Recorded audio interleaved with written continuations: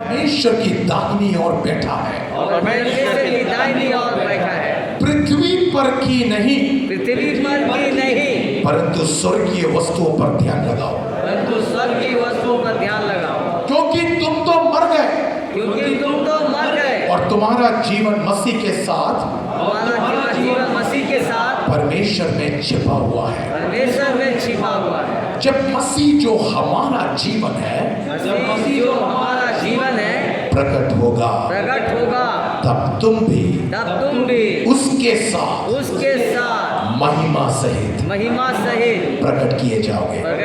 आमीन। ठीक है, अब ध्यान से सुनिएगा, थोड़ी देर के लिए बाइबल की तरफ मत देखें, यहाँ देखेंगे। ठीक है, ये पौलुस प्रेरित अपनी दूसरी मिशनरी यात्रा में एक कलीसिया का स्थापना करता है। वो कलीसिया है कुलुस्सियों की कलीसिया। कौन सी जर्नी में, कौन सी मिशनरी यात्रा में? दूसरी मिशनरी यात्रा में। हुआ ये लिखने का, इसकी पृष्ठभूमि में आपको बताता हूँ, इसका बैकग्राउंड में आपको बताता हूँ।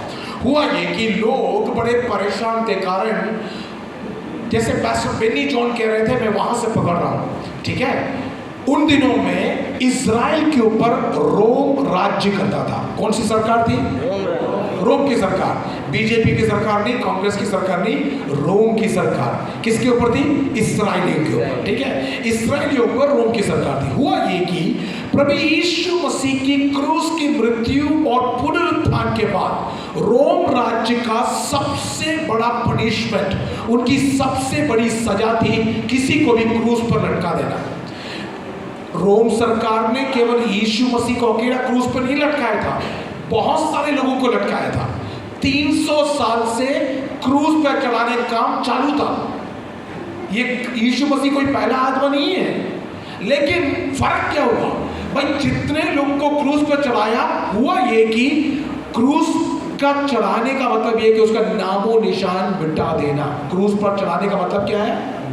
नामो निशान मिटा देना, मतलब उसकी पहचान मिटा देना। होता क्या है, अगर किसी को क्रूस पर चढ़ा दिया तो पहली बात, उसकी लाश वापस दी नहीं जाती। क्रूस पर चढ़ा लाश को चिड़िया खाते, लाश सड़कर जब नीचे गिर जाता तो कुत्ते खाते, तो लाश को दफनाया नहीं जाता। नॉर्मली कोई राजा हो, महाराजा हो या कोई बड़े तट का हो तो ही दफनाया जाता है, वरना दफनाया भी नहीं जाता। दूसरी चीज, इस पर जो लटक गया उसके नाम से कोई खड़ा नहीं होता, मतलब पहचानने से भी इनकार कर देते हैं, ये मैं इसको नहीं जानता। जैसे आपको पता है, पतरस ने यीशु मसीह को जब पकड़ाने गया तो पतरस क्या बोला? मैं तो जानता ही नहीं, इसका कोई नाता ही नहीं है। तो ये पतरस की गलती नहीं है। नॉर्मली रोम सरकार के राज्य में जो भी क्रूस पे चढ़ता था उसके साथ कोई अपनी पहचान नहीं बनाता था। हमारे यहाँ पर भी होता है, कोई कुछ ऐसे कोई बीमारी है, जिस बीमारी से कोई मर जाए, बहुत गंदी बीमारी हो या आत्महत्या हो, तो लोग उसके साथ अपने आप को जोड़ते नहीं है, राइट? थोड़ा सहयोग नहीं करते, अलग रहते हैं। अरे मैं नहीं आता, भले वो आपके घर का होगा, पता नहीं कौन है क्या है। वैसे तो मोदी हमारे घर के बगल में रहता है, लेकिन वो आदमी मर गया तो उसको तो हम पहचानते भी नहीं है, ऐसा हमारा घर। तो ये स्थिति उस जमाने में भी थी। हुआ ये कि यीशु मसीह को भी लटकाया गया, तो लोगों ने आगे कहा भैया इसका लाश दे दो, तो बोला ठीक है ले जाओ लाश, चलो ठीक है लाश लेके जाओ। हुआ ये कि अब तक 300 साल में जितने लोगों को लटकाया, रोम सरकार का एक ही मकसद है, उसका नामो निशान मिट जाए। आज तक क्रूसित लोगों का इतिहास लिखा नहीं गया। जो क्रूस पर चढ़ा उसकी कहानी लिखी नहीं गई, उसका नाम कहीं खोरेदा नहीं गया, उसकी पहचान खत्म हो जाती है। लेकिन ये पहला बंदा ऐसा था जिसको क्रूस पर चढ़ाया, उससे दफना दिया, लेकिन तीसरे दिन कब्र के पत्थर को तोड़कर वो जमीन से बाहर निकला और वो सबका विधाता बन गया, राजाओं का राजा, प्रभुओं का प्रभु। बोलो प्रभु यीशु मसीह की। तो हुआ ये कि ये इंसान ने इतिहास बदल दिया। अब प्रॉब्लम ये तो नहीं था कि एक आदमी जिंदा हो गया, प्रॉब्लम दूसरी थी। वो ये था कि मरे हुए क्रूस पर मरने वाले के साथ तो कोई पहचान भी नहीं बनाता है। यहाँ पर क्रूस से उठने वाले के नाम से एक नया पहचान बन गया, और लोगों ने कहा तुमने जिसको क्रूस पर चढ़ाया उसको हमारे पिता ने जिंदा किया। पहला पतरस का पहला विचार था, तुमने जिसको क्रूस पर चढ़ाया उसको हमारे खुदा ने जिंदा कर दिया। हुआ ये कि पहले तो 12 थे, 12 से 30 हो गए, 30 से 70 हो गए, 70 से 1000 हो गया, 1000 से 3000 हो गया, और यह हजारों की तादाद में लोग भीड़ इकट्ठा होने लगे। और हर व्यक्ति एक ही चीज बोलता, हम किसका प्रचार करते हैं? क्रूसिफ यीशु का। कोई नहीं बोलता मैं नासरी यीशु का प्रचार करता, कोई नहीं बोलता वो बेथलेहम में जो पैदा हुआ उसका प्रचार करता, कोई नहीं बोलता कि वो जो 12 शिष्यों को लेके घूमता था उसकी प्रचार करता। हर कोई एक ही बात कहता, जो क्रूस पे चढ़ा हम उसका प्रचार करते हैं। ये कि रोम सरकार बावला हो गया, ये सबके सब बावले हो गए। बोला कि यार आज तक जिसको भी क्रूस पर चढ़ाया किसी ने पहचान नहीं बनाया, यहां तो रोम सरकार के नीचे एक बड़ी जनता तैयार हो गई और हजारों की भीड़ तैयार हो गई, वो भी एक उसके नाम से जिसको हमने क्रूस पर चढ़ाया।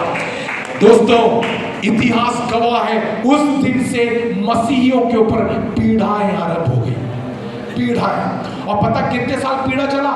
300 साल। 1 साल नहीं, 2 साल नहीं, 5 साल नहीं, 7 साल की सरकार के दौरान नहीं, 300 साल 10 राजा लगातार आते रहे और वे लोगों ने ईसाइयों को पीड़ित करना शुरू किया। तो पौलुस के काल में जब पौलुस ये खत लिख रहा था, उस समय हाल क्या था पता है? उस समय हाल ये थे, ईसाइयों को, मसीहियों को पकड़ते और उनको एक बड़े मैदान में लेके आते। मैदान में ऊपर बालकनी में लोग बैठते, रोम सरकार के लोग, राजा मंत्री सब बैठते, नीचे मैदान खाली है, भूखे शेरों को खोल के छोड़ देते और भूखे शेरों को ईसाई लोगों जो थे उनको पकड़कर, मसीहियों को पकड़कर पहले पूछते, क्या तुम मसीह को छोड़ोगे? तो वो नहीं छोड़ेंगे तो भूखे शेर को खिला दो।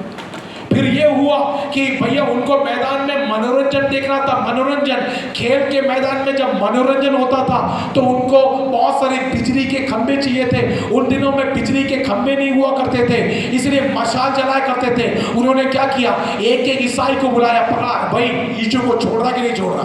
नहीं छोड़ रहा तो मशाल के साथ बांध देते और उनके ऊपर आग लगाया जाता।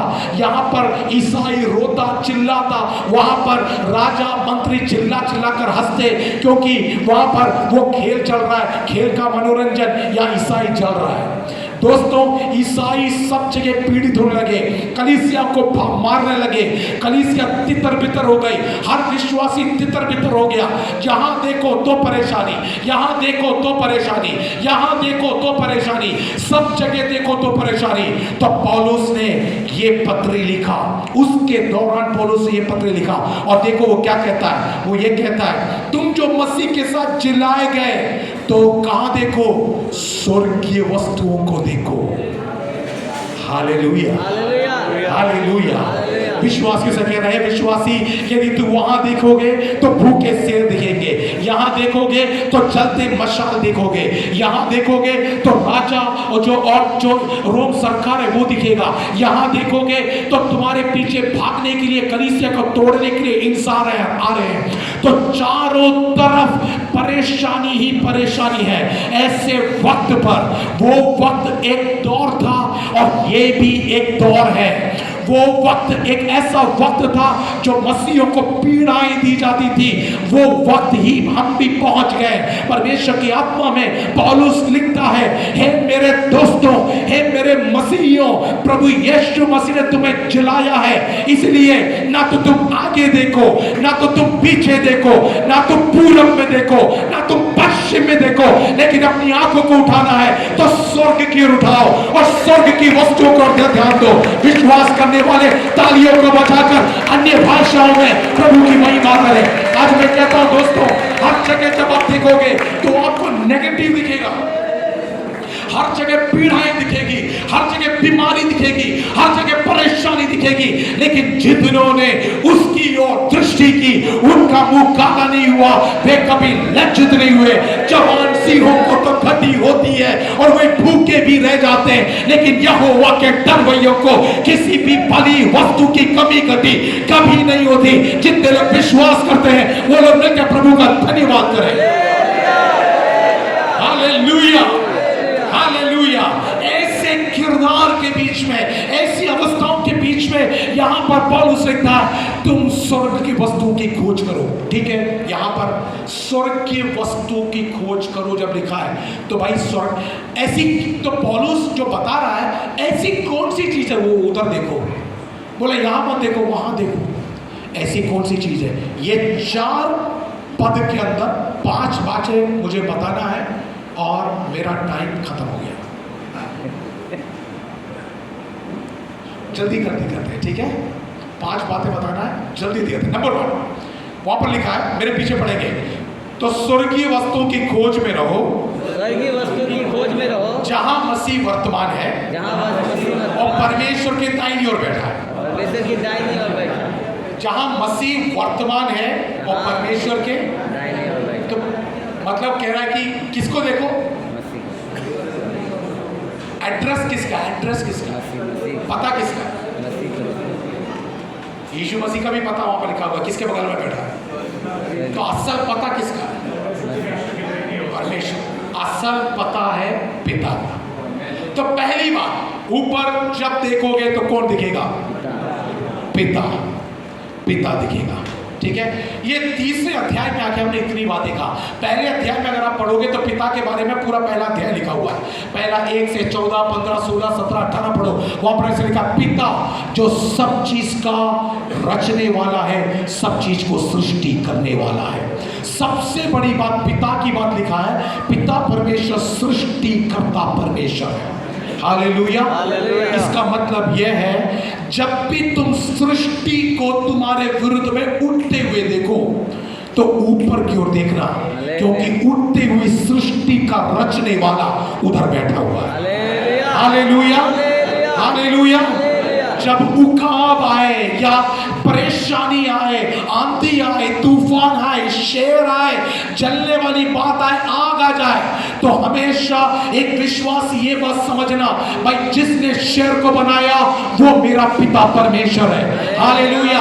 दानियल की कहानी को हमने देखा, शेर की मुंह को भी बंद कर कर अगर अपने भक्त को वो गुफे में एक रात सुला सकता है, तो आज मैं यकीन के साथ कहता हूं दोस्तों, आपके विरुद्ध में शेर दहाड़े, चाहे कितनी बड़ी गीदड़ आ जाए, चाहे कोई भी बब्बर शेर आ जाए, इन सब का बाप ऊपर बैठा है और वो मेरा पिता परमेश्वर है। मिलकर तालियां बजाकर पिता परमेश्वर की महिमा करें।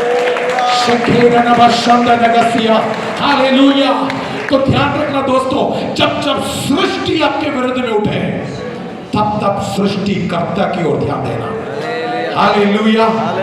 जितने भी परमेश्वर के दास लोग हैं, मैं आपको कहता हूं, आप में से बहुत सारे लोग जेल गए होंगे, आपकी कलीसिया तोड़ी गई। वो भाई यहाँ पर खड़ा था और उनमें मुझे बड़ी दया आ रही थी। एक कलीसिया तोड़ी गई, तितर बितर हो गया, चर्च तोड़े गए, बहुत सारे परेशानी आ गया। लेकिन मैं यकीन के साथ कहता हूं, इन सब परेशानी के बीच में यदि वो पादरी यहाँ खड़ा है तो उसका एक ही कारण है, इन सब के बीच में हम सबका एक खुदा है और वो खुदा पिता परमेश्वर है। दोस्तों, उसने कहा मैं तुम्हें कभी अनाथ नहीं छोड़ूंगा।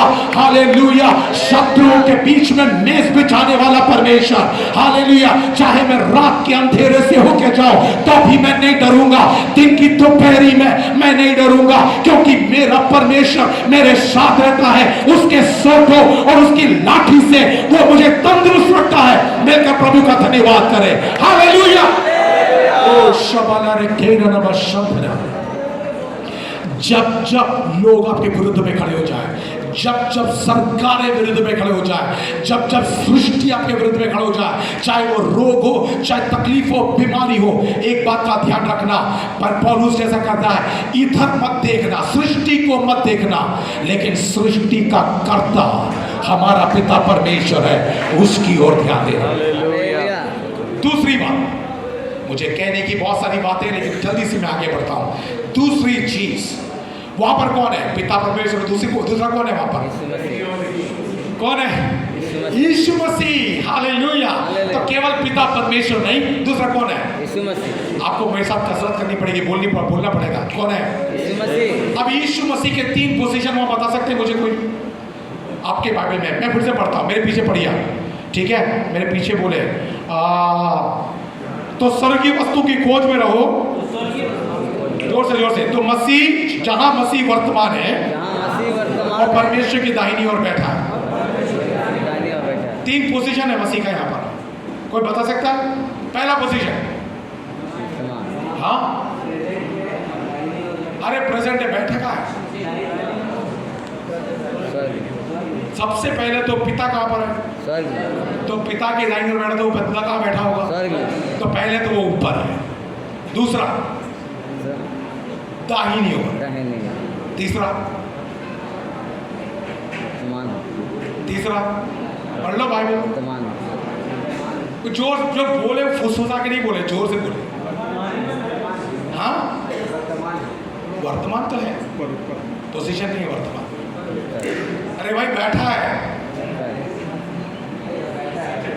या सीट है, बैठा है। तो पहला 3 पोजीशन है, जल्दी दी फटाफट। पहला ऊपर, दूसरा दाहिनी ओर, तीसरा, ये तीनों पोजीशन का अपना एक अर्थ है, ठीक है? ऊपर है इसका मतलब क्या है पता है? इसका मतलब यह है, बाइबल में लिखा है, कुलुस्सियों 1:16 में लिखा है, सारी सृष्टि उसी के द्वारा रची गई और जो कुछ रचा गया उसी ने रचा, उसके बिना कुछ भी रचा ना गया। नीचे लिखा हुआ है और सब में वो पहला है। इसका मतलब यह है, जितनी भी चीजें तुम्हें यहां निराश कर रही है, जितनी भी चीजें तुम्हारे विरुद्ध में है, चाहे वो कुछ भी क्यों ना हो, चाहे वो आपकी प्रॉब्लम बीमारी की हो, आपकी आर्थिक समस्या हो, आपकी शारीरिक समस्या हो, वैवाहिक समस्या हो, सामाजिक समस्या हो, हर समस्या को देखकर कहता है इन सब के ऊपर एक है और वो है प्रभु यीशु मसीह। हालेलुया। जिसके बारे में वचन यूं कहता है, हर एक घुटना टिकेगा और हर जुबान कहेगी कि यीशु ही प्रभु है। हालेलुया। प्रेरितों की पत्री 4 अध्याय 12वें आयत में यूं लिखा है, क्योंकि आकाश के नीचे और पृथ्वी के ऊपर उद्धार पाने के लिए कोई दूसरा नाम नहीं है और एक ही नाम है और वो नाम है, तालियां बजा के प्रभु की तेरी महिमा करें। हालेलुया। वो नाम है, हर चीज के ऊपर है। इसका मतलब जो भी आए ना उसको कहना तेरे भी ऊपर प्रभु यीशु मसीह है। अगर कोई गीदड़ भपकी लेके आए, मारने के लिए लाए, गन लाए, तलवार लाए, रस्सी लाए, कुछ भी करे, उनको देख के एक बार डट कर खड़े होके कहना तुम सबके ऊपर मेरा प्रभु है। हालेलुया। उसकी आज्ञा के बगैर एक पत्ता भी नहीं गिर सकता, मेरा सर का एक बाल भी नहीं गिर सकता। फिर क्या कर लोगे तुम? हालेलुया। मेरे अजीजों, वो जमाना आ गया जब जैसे पौलुस की ये भाषा है ना, ये भाषा में हम एक दूसरे को एनकरेज करने का टाइम आ गया, वो टाइम आ गया। मिलकर जरा प्रभु को धन्यवाद करें। हालेलुया। हर चीज के ऊपर है। दूसरी बात, वो दाहिनी ओर है, राइट? दाहिनी ओर का मतलब क्या है वो भी जरा देख लें। दाहिनी ओर का मतलब, अगर दाहिनी ओर का मतलब आपको जानना है तो आपको पढ़ना पड़ेगा पहला पत्रस 3 अध्याय 22वां आयत। पहला पत्रस 3 अध्याय 22वां आयत मैं पढ़ता हूं, मेरे पीछे आप पढ़े, बाइबल बात पे बोले, पॉइंट आप लिख ले बस। पढ़िएगा। वह स्वर्ग पर जाकर परमेश्वर की दाहिनी ओर बैठ गया और स्वर्गदूत और अधिकारी सामर्थी उसके अधीन किए गए। भाई जब वो दाहिनी ओर जाके बैठ गया तो क्या क्या उसके अधीन में है? स्वर्गदूत, अधिकारी और सामर्थी उसके पैरों के नीचे है। इसका मतलब समझ में आ रहा है? जादू टोना हो जाए, चाहे वो शैतान आ जाए, चाहे इब्लीस आ जाए, चाहे लूसीफर आ जाए और लूसीफर का पाप भी आ जाए, एक बात का ध्यान रखना, सारे अधिकारी, सारे सामर्थी, इन सब के ऊपर हमारा प्रभु यीशु मसीह का। जब वो कहता है ना मैं दाहिनी ओर बैठा हूं, इसका मतलब अधिकार के साथ बैठा हूं। हवा से देखकर कह दो, ए हवा तेरे ऊपर अधिकार है, तो वो यीशु मसीह का है। आग को देखकर कह दो अगर तेरे ऊपर किसी का अधिकार है तो वो यीशु मसीह का है। इसलिए यीशु मसीह ने कहा तुम जाओ मेरे नाम से बीमारों के ऊपर हाथ रखो और वो चंगे हो जाएंगे। तुम जाओ और मेरे नाम से दुष्ट आत्माओं को निकालो और दुष्ट आत्मा निकलेंगे, क्योंकि सारा अधिकार स्वर्ग के नीचे पृथ्वी के ऊपर का सारा अधिकार प्रभु यीशु मसीह के हाथों में है। आज हम खड़े हैं तो वो दाहिने हाथ में जो बैठा है उसके नाम से खड़े। मिलकर प्रभु का जरा धन्यवाद करें। हर डर को बोलो, हर डर को बोल देना, डर तू मुझसे डर, क्योंकि मेरे पास एक ऐसा अधिकारी है जो तेरा भी बाप है। Hallelujah, hallelujah, praise God. Praise the Lord. देखिए मसीह लोग डरते नहीं है, राइट? हम डरते नहीं है। मसीह कहता है मैं तेरे साथ हूं। यस, उसका दाहिना हाथ आज भी अचंभा काम करता है। हालेलुया, उसका दाहिना हाथ आज भी काम करता है। उसमें ऐसी कोई चीज नहीं है जो उसको रोक सके। किसी ने अर्ज किया है, मोहब्बत के दीप जलाकर तो देखो, जरा दिल की दुनिया सजा कर तो देखो। एक बार कहता हूं, मोहब्बत के दीप जला कर तो देखो, जरा दिल की दुनिया सजा कर तो देखो। तुझे हो ना जाए मोहब्बत तो कहना, यीशु से हाथ मिला कर तो देखो। हालेलुया। तीसरी बात, यीशु मसीह बैठा। बैठने का क्या अर्थ है भाई? ये सब मैं भगा के कह रहा हूं, आप लोग सब इसका अच्छा प्रचार बना लेना, ठीक है? मैं भगा के जा रहा हूं।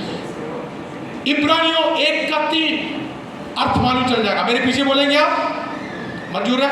बाइबल मत निकालो, मेरे पीछे पीछे बोलो, आप लिख लो बस इसको। और वह उसकी महिमा का, महिमा का, ऐसे थोड़ी बोलते हैं। कलकत्ता में आए ईस्टर्न रीजन के लोग कैसे बोलते हैं? जरा जोर से बोले। वह उसकी महिमा का, उसकी महिमा का प्रकाश और उसके तत्व की छाप है। तत्व की छाप है। और सब वस्तुएं और सब वस्तुएं अपनी सामर्थ के वचन से संभालता है। सामर्थ के वचन से संभालता है। और वह पापों को धोकर, पापों को धोकर ऊंचे स्थानों पर महिमा महिम के दाहिने ओर बैठ गया। इंग्लिश में लिखा है, he finished all the work and sat down. That shows the finished work of Christ. इसका मतलब ये है कि उसने सारा काम पूरा कर वहां जाकर, हाँ, क्रूस पर लटक के आखिरी वर्ड क्या बोला? सब कुछ। और जब आप ऊपर देखोगे ना, एक तो पिता को देखोगे, दूसरा मसीह यीशु को देखोगे जो ऊपर है दाहिनी ओर है, और तीसरी बात जब यीशु मसीह को बैठा हुआ देखोगे, बड़े आराम से बैठा हुआ, बड़े आराम से कुर्सी पे बैठा, ठीक है? जब बैठा हुआ यीशु मसीह को देखोगे तब एक बात का ध्यान रखना, वो कहता है तू जिसके लिए परेशान है ना, मैंने ऑलरेडी वो काम पूरा कर दिया है। तूने तेरा भविष्य नहीं देखा, लेकिन मैंने तेरा भविष्य देखा है। देखो नहीं पता कि कल तू क्या होने वाला है। तू आज रो रहा है, लेकिन तेरे रोने की आवाज मैंने बहुत साल पहले सुन लिया था, और जिससे तू परेशान है वो परेशानी का ऑलरेडी मैंने पूरा सॉल्यूशन कर मैं वहां बैठा हूं, अधूरा काम करके नहीं बैठा। दोस्तों जरा जोर से परमेश्वर का धन्यवाद करो, प्रभु यीशु मसीह की महिमा करो, क्योंकि आप जिससे परेशान हो, आप जिसके कारण सबसे सताए गए हो, जिसके कारण आपको नीचा किया गया हो, जिसके कारण से आप रो रहे हो, जिसके कारण से आप दर्द में हो, उसको देखकर कहो मेरे लिए उसने सब कुछ पूरा कर दिया, अब मुझे कुछ डरने की जरूरत नहीं है, मुझे रोने की जरूरत नहीं है। तालियां बजाकर प्रभु यीशु मसीह की महिमा करें।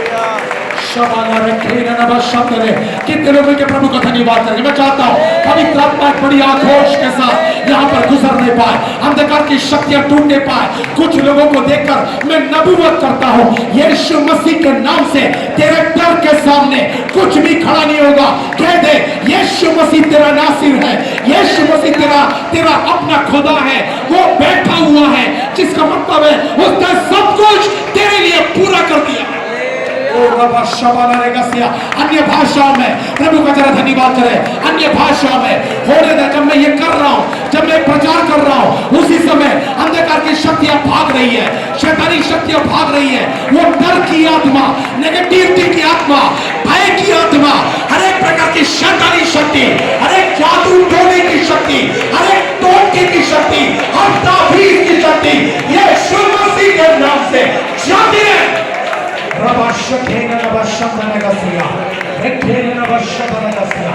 ये है हमारा खुदा। Hallelujah, hallelujah. इसलिए बिना हिचकिचाए कहना यीशु मसीह की। तीसरी बात, और तीसरी बात क्या है मैं बताता हूं। मेरे पीछे उसका तीसरा एक पढ़ रहे हैं हम लोग, ठीक है? कुलुस्सियों 3 का 3 पढ़ रहा हूं। मेरे पीछे बोलेंगे सब लोग, जोर से बोलेंगे, और एक दूसरे को देख के बोलना है। मेरे तरफ देखना मत, आपके बगल में जो है उसको देख के बोलना, क्योंकि तुम तो मर गए। क्योंकि तुम तो मर गए। हैं? क्यों मार रहे हो भाई? क्या लिखा है? कि तुम तो मर गए। आप एक दूसरे को देखो, बोलो तुम तो भाई, तू तो बहन, तू तो मर गए। देखिए, तीसरी सबसे बड़ी हकीकत है, और पौलुस आत्मा में कहता है, एक बात का ध्यान रखना, तुम तो ऑलरेडी, मारने वाले को बोलना तू क्या मारेगा, मैं वैसे ही, तू क्या मारेगा, मैं वैसे ही मर चुका हूं। कब मरा मैं? जिस दिन मैंने प्रभु यीशु मसीह को उद्धारकर्ता के रूप में स्वीकार किया, जिस दिन मैंने बपतिस्मा लिया, और जब वो पानी के अंदर गया, मैं जिंदा था, पाप में मैं जिंदा था, लेकिन उस दिन मैं पाप में मर गया और गाड़ा गया। और उसके बाद जब मैं बाहर आया, तो मैं पाप में बाहर नहीं आया, जीवन में बाहर आया। हालेलुया। हर मारने वाले को देखकर अब सतावट बहुत ज्यादा बढ़ने वाला होगा, ठीक है? लेकिन मैं सारे मसीही भाई बहनों को इस बात को एनकरेज करना चाहता हूं कि अब क्या मौत का डर, मौत सबसे बड़ा डर था, तो वो मौत तो हमने पहले ही हो चुका है। अब क्या मरेंगे हम? जो मर गया उसको क्या मारोगे तुम? ठीक है, अब तो ये कहना तुम मार रहे हो भाई, मैं तो वैसे ही पहले मर चुका था, अब तू मारेगा, तू ये कर ले, जो करना है कर, तू मुझे यहाँ मार, मैं यहाँ एब्सेंट हूँ तो वहां प्रेजेंट हूँ, तू मुझे यहाँ मार, जहां मैंने यहाँ आखिरी सांस ली, मेरी अगली सांस में प्रभु के सामने लूंगा। मसीह मिल के प्रभु का धन्यवाद करें, ये हमारा सबसे बड़ा विश्वास है। मैं यहाँ पर मेरी आखिरी सांस लूंगा और दूसरी सांस में वहां लूंगा, क्योंकि मैं पहले ही मर चुका हूं। अब तभी पौलुस कहता है, अब जीना मसीह और मरना मुनाफा है। हालेलुया। जीना मसीह और मरना लाभ है। कारण यह है कि मैं तो पहले ही संसार के लिए मर चुका हूं, अब मैं मरूंगा तो मेरी टिकट वहां की कटेगी। अब मैं मरूंगा तो टिकट कहां की कटेगी? हालेलुया। तो इसलिए कहा, जब जब तुम देखोगे ऊपर, तो तुमको पहला चीज तो याद आएगा पिता है, दूसरा चीज याद आएगा प्रभु है, तीसरा चीज याद आएगा कि तुम ऑलरेडी। तो जब ये परेशानी आती है ना, तो मौत का डर एक विश्वासी को सताना नहीं चाहिए। मौत का डर नहीं सताना चाहिए, कहना मौत तू क्या सताएगा, ऑलरेडी मैं मर चुका हूं। चौथी बात, फटाफट भागते हैं। चौथी बात अगला हम देखेंगे, वो है अगला पद, उसमें लिखा है, वो मेरे साथ आपको पढ़ना पड़ेगा। एक बार वो बोले, एक दूसरे को देख के बोल दे, एक बार चेहरा देख के बोल दो एक दूसरे, कोई प्रॉब्लम नहीं है, क्योंकि तुम तो मर गए, क्योंकि तुम तो मर गए, और तुम्हारा जीवन मसीह के साथ परमेश्वर में छुप गया। परमेश्वर में छिप गया। मर गए और छुप गए, मर गए और छुप गए, याद रहेगा? यस। मर गए और छुप गया। इसका मतलब क्या है? यीशु मसीह भी मर गया और स्वर्ग में चला गया। अब यीशु मसीह दिख रहा है आपको?